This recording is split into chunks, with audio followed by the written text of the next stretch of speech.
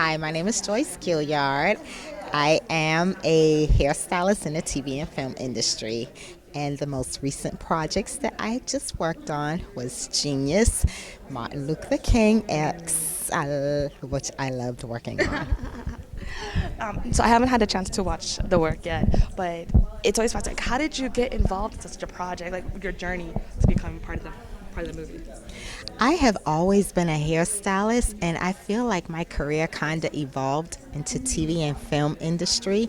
I grew up in my grandmother's beauty salon, and she kind of taught me everything that I know about hair. And I went from working in her salon to having my own salon, to being a salon consultant, to working platform, and then TV and film. Was it like a steady progress, or was there like a moment that really jump-started your career? For me, it was like a steady progress. It was like every decision I made in my life led me to another part of my life.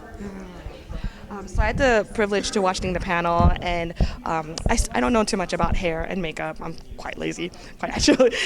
But you mentioned something that I actually didn't really think about, how the modern hairstyles are obviously not from the 50s and 60s of Genius. So can you kind of share like how you kind of transition the current actors to utilizing those hairstyles? So to transition the actors from modern to period, we had to do a lot of research, and I speak of research often because we had to recreate the styles from that period. And we have a lot of different techniques that we use to make sure that the styles are authentic to the period, which meant we used a lot of wigs and hair pieces. Is it like 100 you said? Like Hundreds Oh of my wigs God. and hair pieces. So when you look at the movie, when you see like even the actors are the background, the background actors, everybody has a wig on. Oh my God. So I costume and cosplay. I can't even maintain one wig. I can't even tell like how did you maintain hundreds of wigs for constant use? Because I don't know how long production was.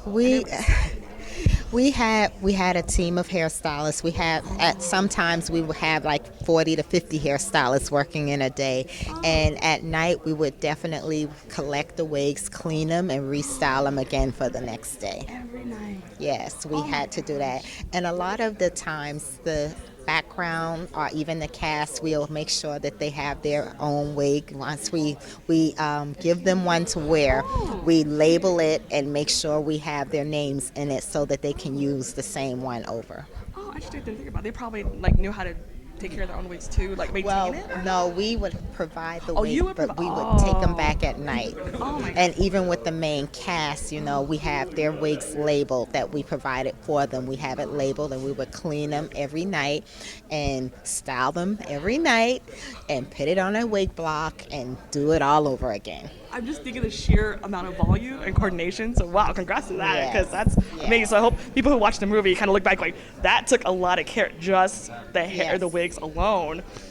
And from your journey and from the movie, was there any like unique skills that you had to pick up along the way? Yes, first of all, I had to know how to apply a wig.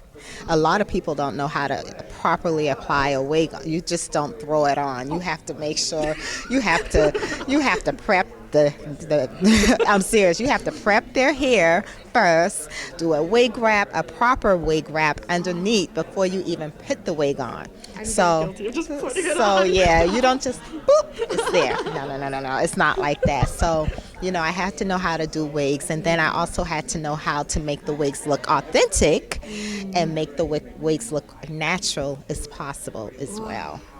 So you kind of hear sometimes people mention like when they watch movies like, oh, that wig is clearly fake. Like, do you have any like in studio knowledge of like how you kind of make it not look fake and more natural? Yes, to make the wigs not look fake and more natural, we use the natural hairline from everyone. That seems obvious.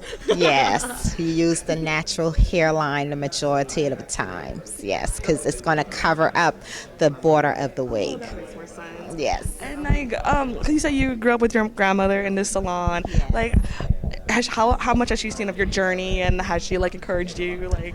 Well, my grandmother passed away years ago, and actually the anniversary was last week. Oh, I know, but it's okay. But I keep my grandmother dear to my heart because she is the reason I became a hairstylist growing up in her salon.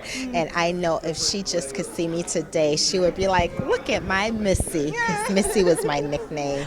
She would be so proud of me and my sister because my sister is in the business as well. She would be so proud of us. Any tips or advice for anybody who wants to follow along in your footsteps? It's quite a cool journey to go steadily up into this. Never give up.